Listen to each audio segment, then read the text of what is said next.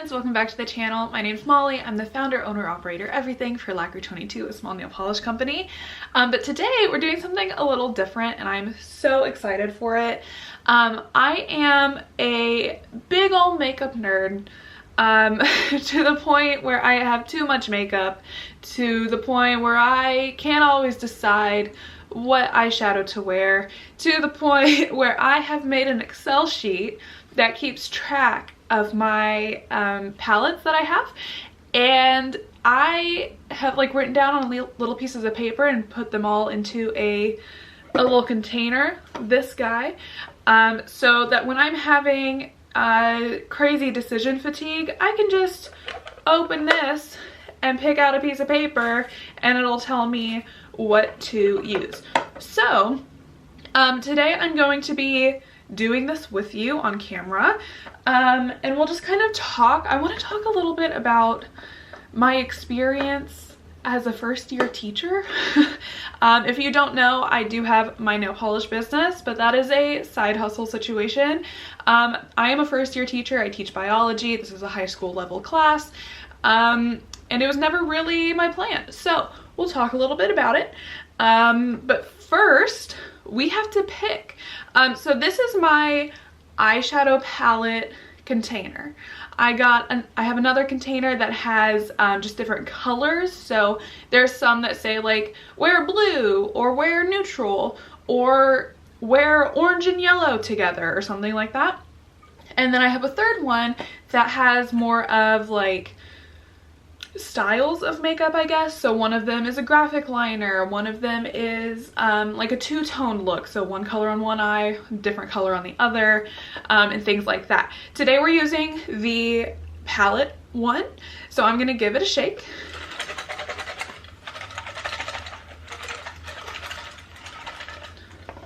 And open her up.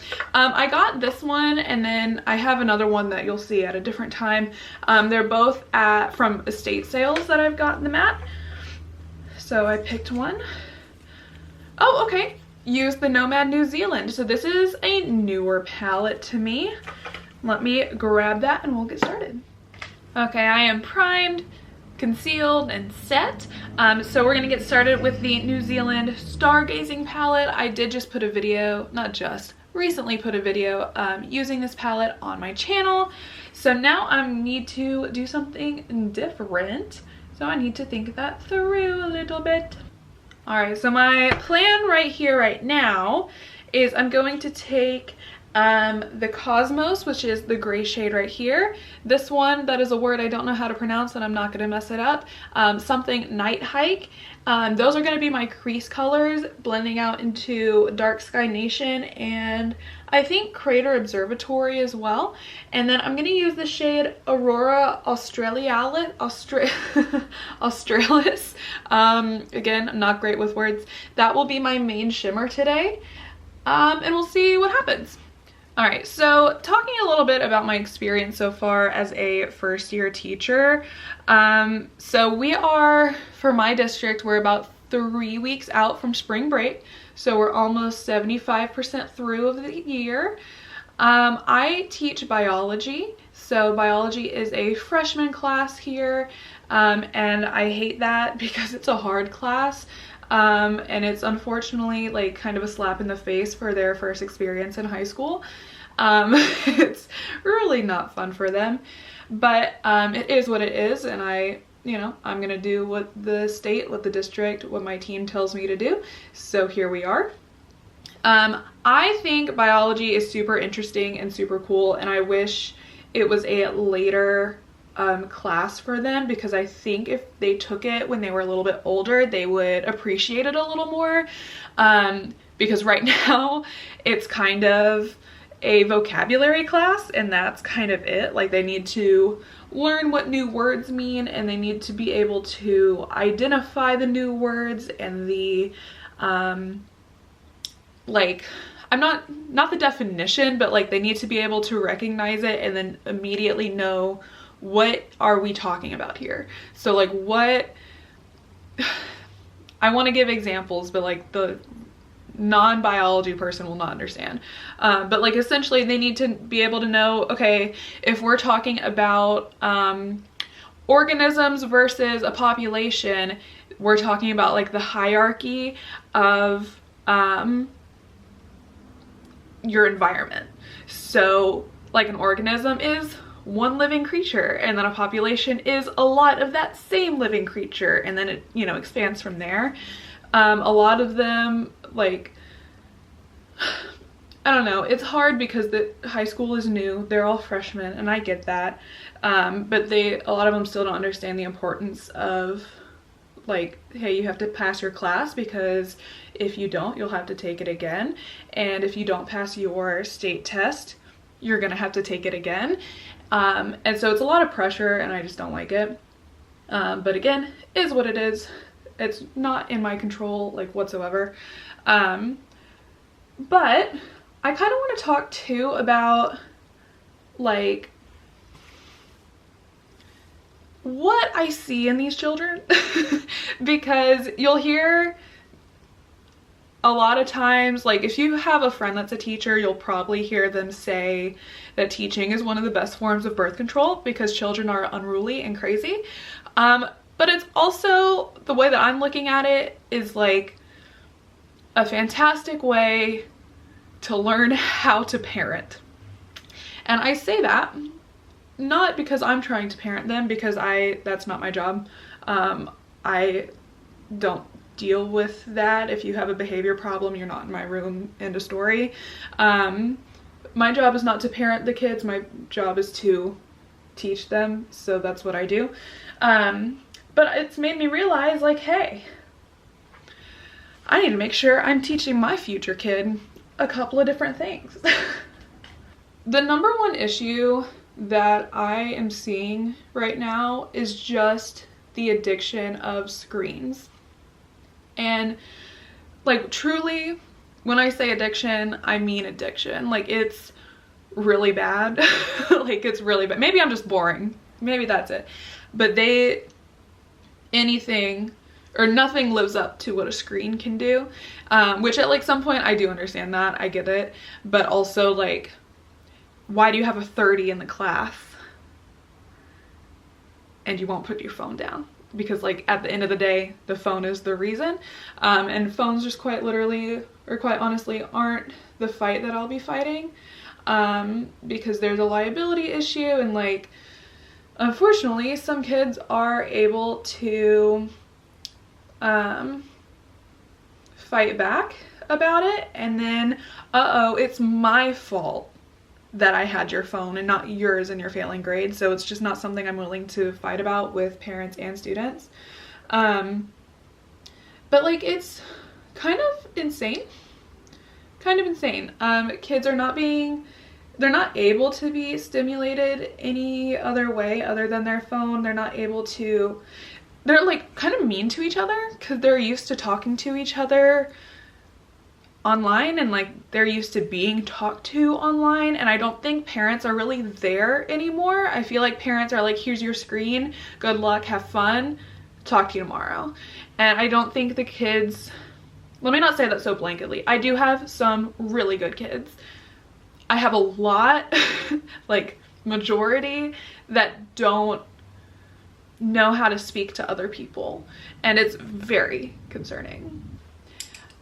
Another thing that really, really grinds my gears is that so many of these kids right now are unable to realize that they're the drama. So many kids are unable to say sorry when they either mess up or are caught doing something that they know they shouldn't be doing, but, like, I don't know, it's my fault that I saw it in my room. Interesting. I feel like I sound so old saying these things, but I'm the youngest person that works in my building. The only people younger than me are the students, which I don't love that, but it is what it is. But I am, like, I had my door open one day, and this is a very specific example, but it happens with a lot of different things. I had my door open one day because I had a kid that was making up her test because she wasn't there the day before when we actually did the test. So she was in the hallway taking it, where it was a little quieter.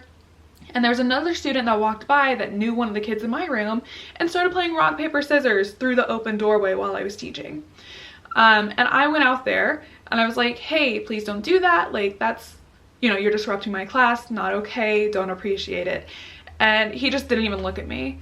And I said, this is like the time where you say sorry. Didn't even look at me, didn't say anything, just wouldn't admit fault. And I really am not sure like what that is. I'm assuming, because everything comes down to the parents, you know. I'm assuming parents don't admit fault at home, but I don't know that. But it's like so important that you are being a good role model for your kid, because there's so many kids right now that just, I don't even know what it is. I really don't. I need to stop talking like I do. But it's just such an insane thing to me because there's so little respect. And I don't even just mean like to me as an adult, I just mean in general. And it's, nobody's like calling them on it, so then they're learning that it's okay when really it's not. We know it's not, but like it's, I don't know, it's a lot. It's a lot. But I just really, I don't know, I don't feel like I can be effective because so much of what's going on is things at home, or it relates to things at home. And there's a lot of like missing pieces to the puzzle when it comes to that, that I'm not really able to do. And honestly, I'm not willing to do either. You're not my kid. I'm not gonna parent you. But, you know, maybe that's a poor mindset because I don't think that I'm helping them with that. But also I have too many other things to do than try to teach your kid how to be a good person. And I don't know. It's an interesting job. I have a fantastic team. I'm very, very lucky for the team that I have, because I'm able, they have everything set up and they give me all the resources that they have. So I really don't have to do any lesson planning, and I'm very, very grateful for that. But it's interesting because even without that, I still have to deal with all the behaviors and like, I don't know. I feel like this whole video is just rambling. Part of me is thinking like, maybe I shouldn't put this up because I feel like it can look a little bad if I'm saying I'm not willing to teach your kids that they need to be nice to other people. But also, maybe it's okay because other people need to know that your kid kind of sucks sometimes without saying that directly. There's a lot of good kids, and I also recognize that I work with the youngsters that are like the kids that have the most attitude, because they are 14, 15, and that's just what happens at that age. But I also like, I don't know, I might have had attitude towards my parents, but I don't think I ever had attitude towards other people, because like it was always taught that you don't do that. Like it's always, you are prim and proper to them at least. And then if I didn't like them, I would talk about them to my friend or something. But I don't know. I have a lot of qualms about teaching because kids don't know how to be people yet. And that's also just like part of life. And I get that. But it's also just a little scary to see.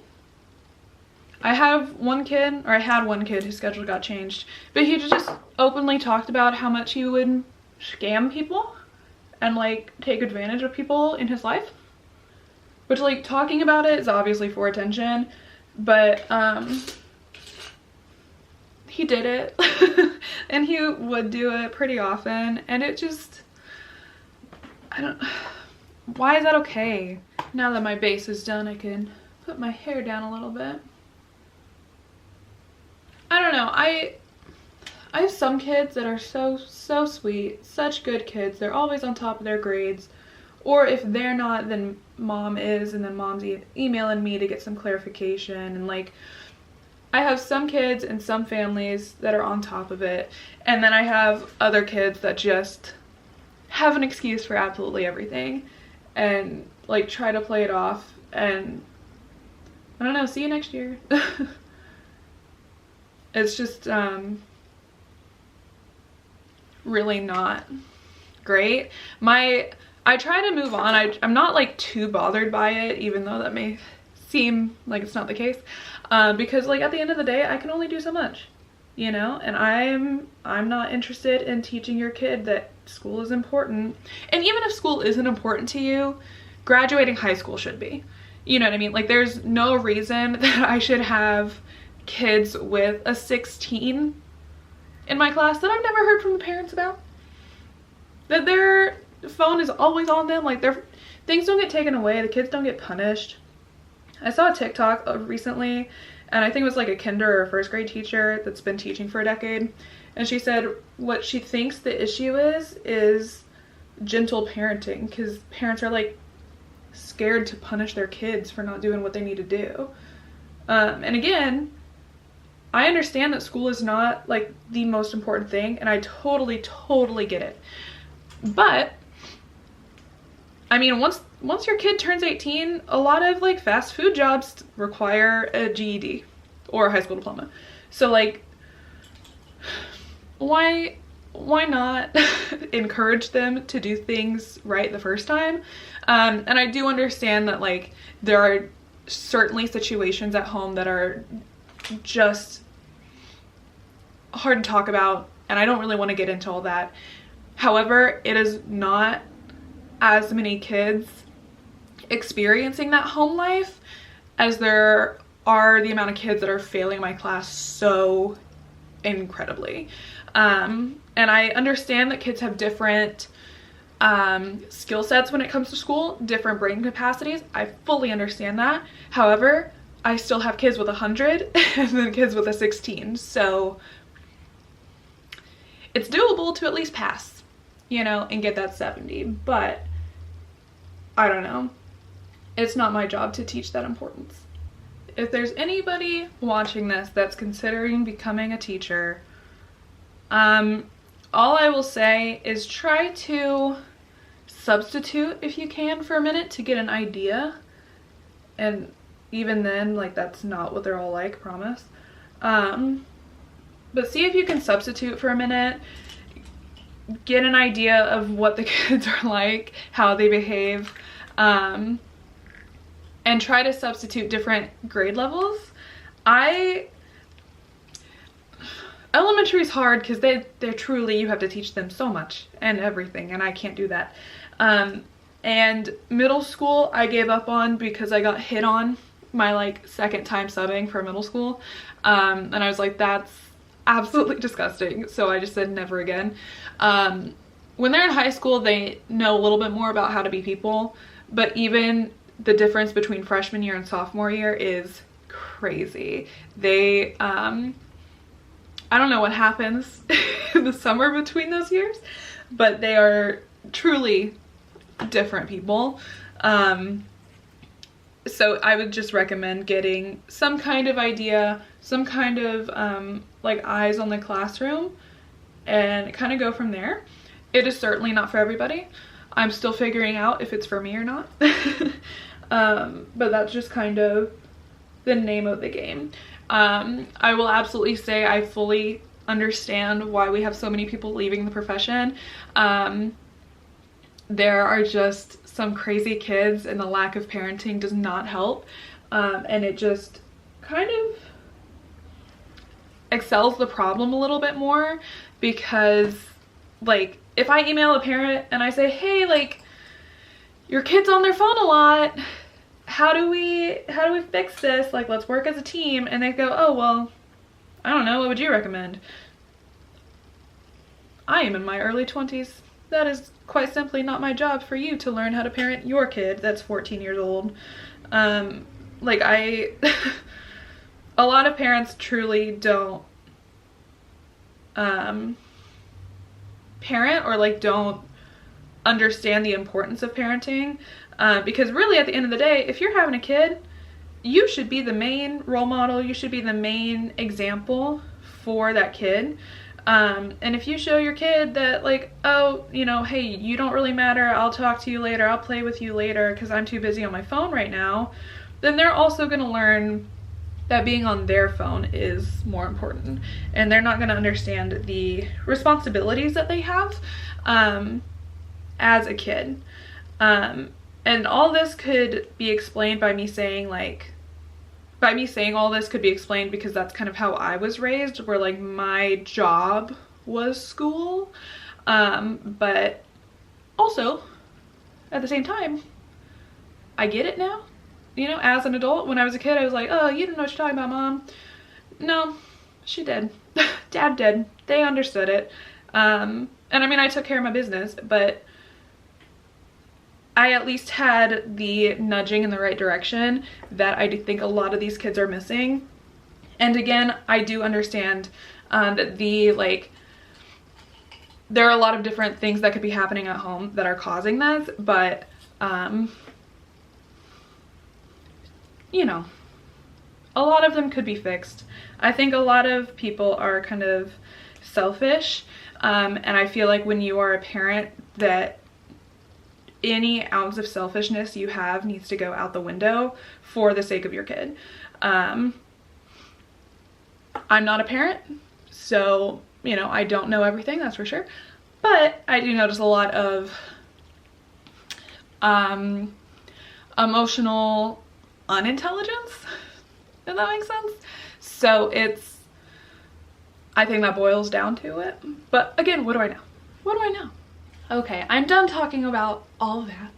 I really have enjoyed the Nomad palette quite a lot. I do enjoy the multi-chromes, but I still stick with my original statement that some are a little bit too similar to each other, and we don't need both of them when they're that similar. But it is what it is. They're still really pretty.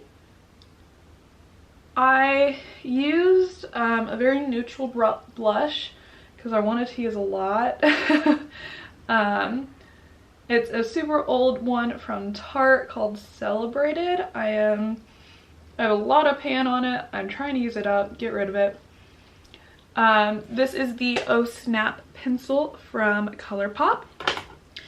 And this I bought a minute ago from NYX. This is the Shine Loud.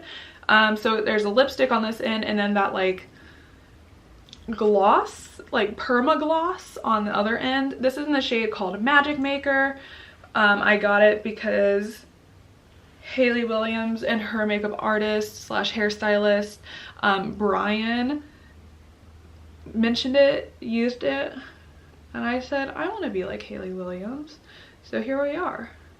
I don't like the applicator on this. It's massive, and I don't feel like I can get the cleanest line, but oh well.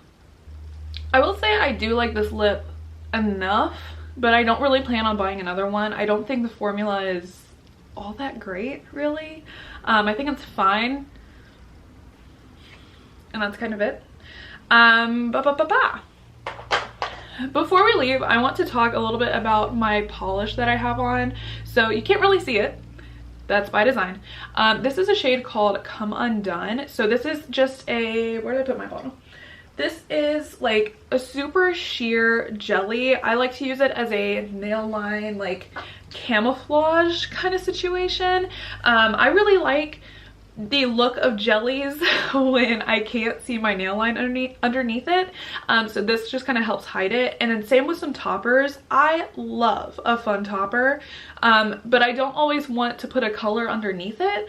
And then I don't always like how it looks on its own when I don't have Come Undone underneath, because then it's just like, I don't know, it just doesn't feel as clean to me.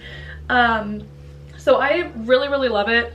I highly recommend it for anything sheer that you might have. I can't get enough. All right, so there you have it. Here's my random makeup generator, I guess. And it chose the Nomad Stargazing palette. I hope you enjoy this. I want to try to do this like once a month maybe.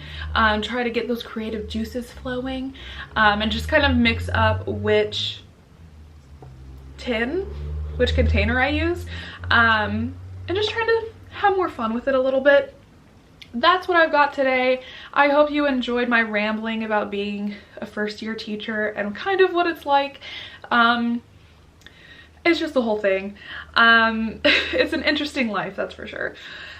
This is what I've got today. I hope you have a great day or night wherever you are, and I'll see you next time. Bye.